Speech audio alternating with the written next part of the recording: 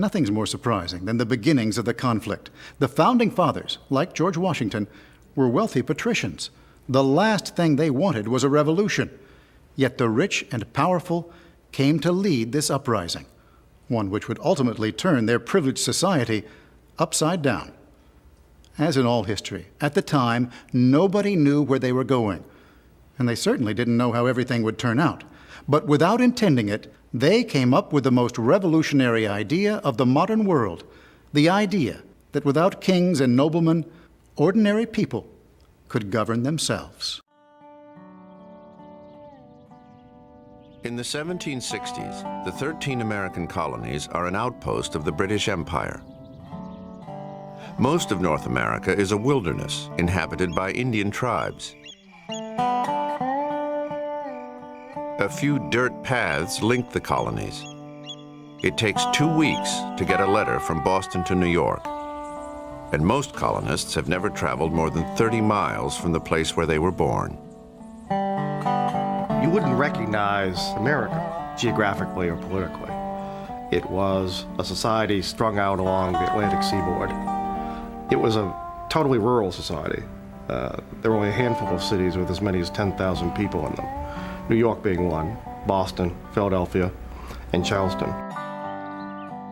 Now, with the end of the Long War, vast new tracts of land open for exploitation. The American colonies have, more than ever, become the land of opportunity.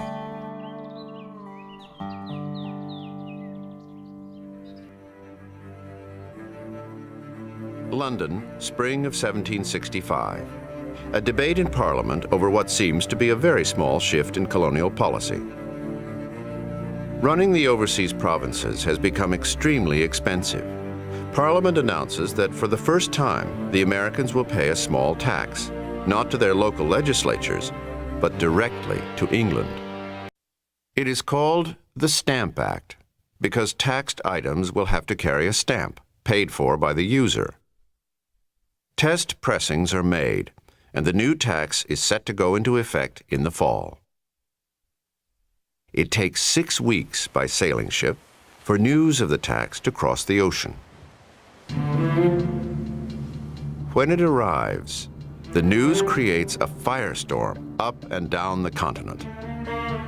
For the colonial elite, the men who run the local legislatures, the Stamp Act is an outrage. It seems to confirm their worst suspicions, that they are not respected in England, not worth even being consulted about this change in policy. George Washington is a delegate sitting in the Virginia legislature. The Stamp Act, imposed on the colonies by the Parliament of Great Britain, is an ill-judged measure.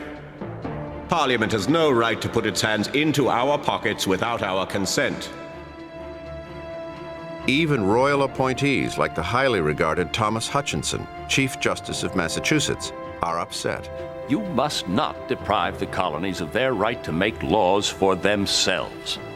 Parliament should only make laws necessary for the empire as a whole. The question, in any case, was never the immediate amount of taxation that the British were asking of the colonists. The question was whether the British had the right to do it at all. We are talking about people with enormous sensitivity to the dangers of power.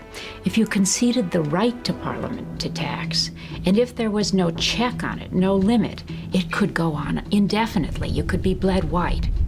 The power to tax was the power to destroy.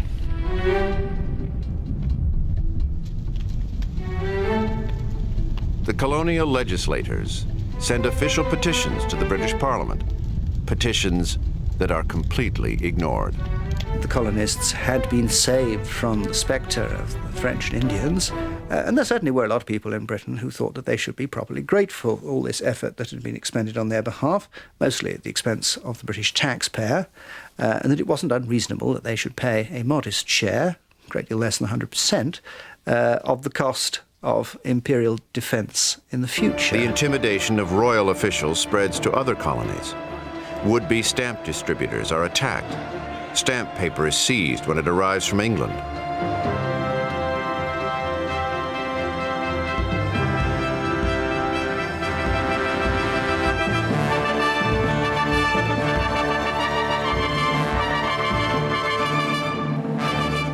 colonial leaders propose a joint boycott of British goods. A Philadelphia lawyer, John Dickinson, supports this idea. The taxes and duties imposed on us by Parliament must be instantly opposed. The only effective opposition is through the concerted efforts of all the provinces. By uniting, we stand. By dividing, we fall.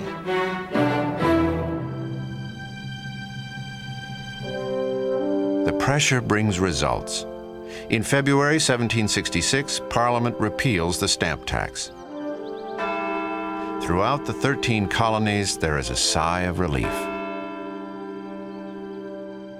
Americans look around the world and think how lucky they are to be the subjects of King George III. In a time when the French king regards himself as the direct representative of God on earth, when the Spanish king can tax his subjects without limit, and Catherine the Great of Russia deals with political opponents by cutting off their heads and displaying them at the end of a stake, the British king stands alone. The pride, the glory of Britain, the direct end of its constitution, is political liberty.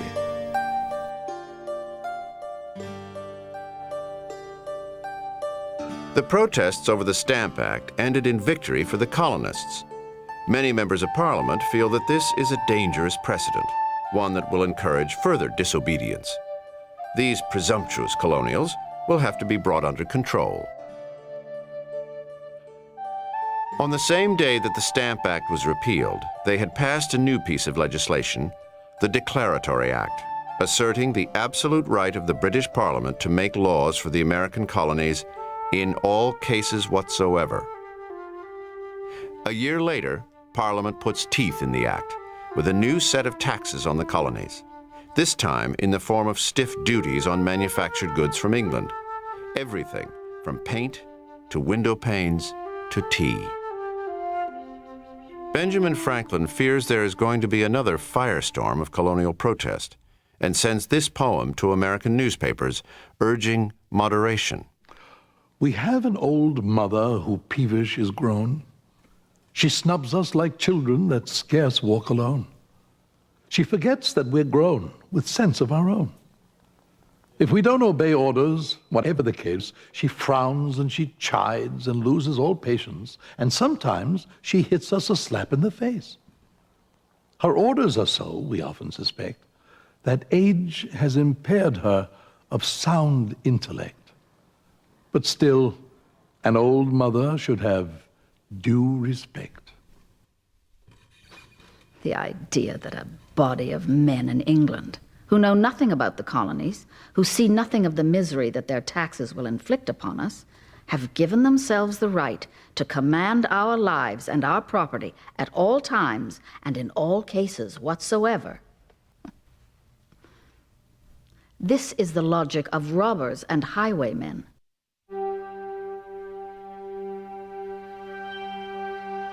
The Declaratory Act strikes terror in their hearts. Earlier in the century, an almost identical act had been used to subjugate Ireland. The colonists will have to take action.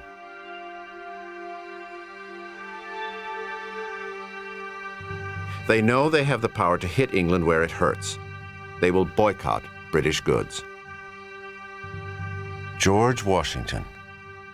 Block English goods. Starve their trade and manufacturing. Yes, the more I think about this plan, the more ardently I wish its success. Gentlemen in their several counties should explain matters to the people and urge them to adhere to the non-importation agreement. For the boycott to be effective, the entire population will have to be mobilized. But up to now, the leaders have not involved the common people in the workings of government. Indeed, they think that ordinary people have no capacity for political thought. Gentlemen lead. Commoners know their place.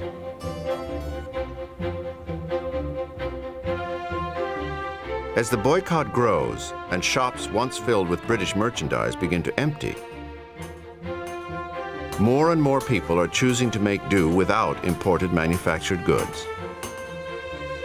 I have cut back on every superfluous expense. I haven't even bought a new cap or gown since last Christmas. I'm even learning how to knit, something I've never done before.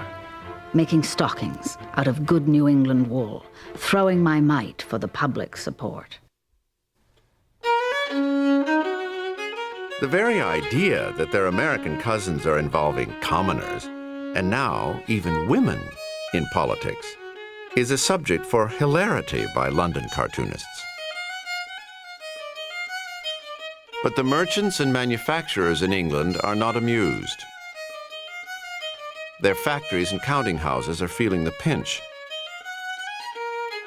The British ministry blames a few ringleaders for all the troubles.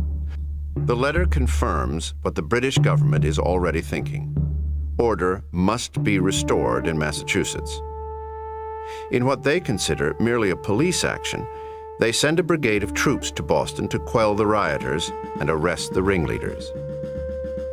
Sending troops to Boston is asking for trouble. You are putting young soldiers, who are by nature insolent, in the midst of a people who consider themselves threatened and oppressed. It's like setting up a blacksmith's forge in a magazine of gunpowder. March 5th, 1770. An angry crowd begins throwing snowballs at British soldiers. The soldiers fire back, and 5 Bostonians are killed. Paul Revere produces a wildly inaccurate illustration of the event. In his version, soldiers are shooting completely innocent civilians. The incident becomes known as the Boston Massacre. It galvanizes people throughout the colonies.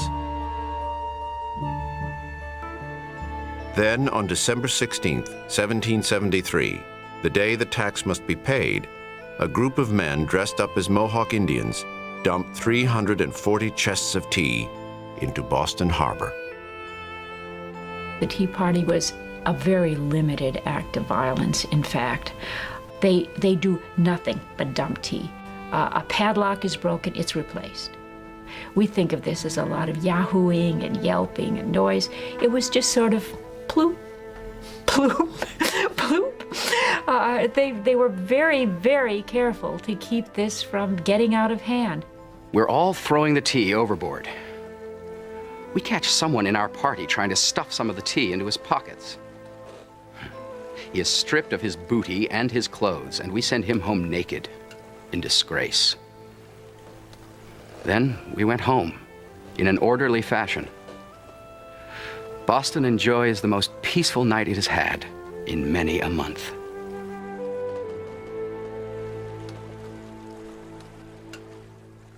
There was a lot of anger in London about the dumping of the tea. What this is a public display of defiance. And that kind of element of defiance, more than the constitutional formulations, is more important. This is gesture politics on the big scale, and it's very successful. We still to this day remember the Boston Tea Party. It's one of the most successful examples of gesture politics, and it was a gesture that the British government understood.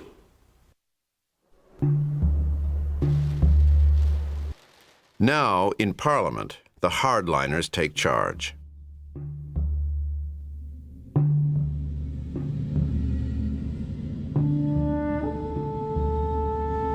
The British send a fleet of warships to Boston.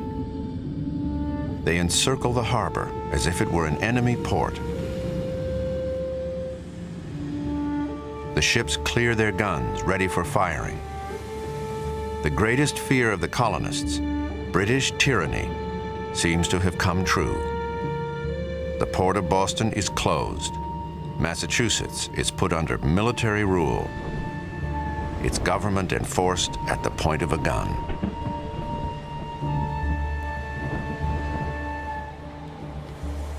I woke last night shaking from a frightful dream. We have come to the edge of the ocean, and there is no advancing or retreating. My own sons may sink in the torrent. I pray that there be some decent, honorable way to put an end to this conflict. To be once again reconciled with old friends. Our cause is righteous, and I have no doubt of final success. But I see our generation, and perhaps our whole land, drowned in blood.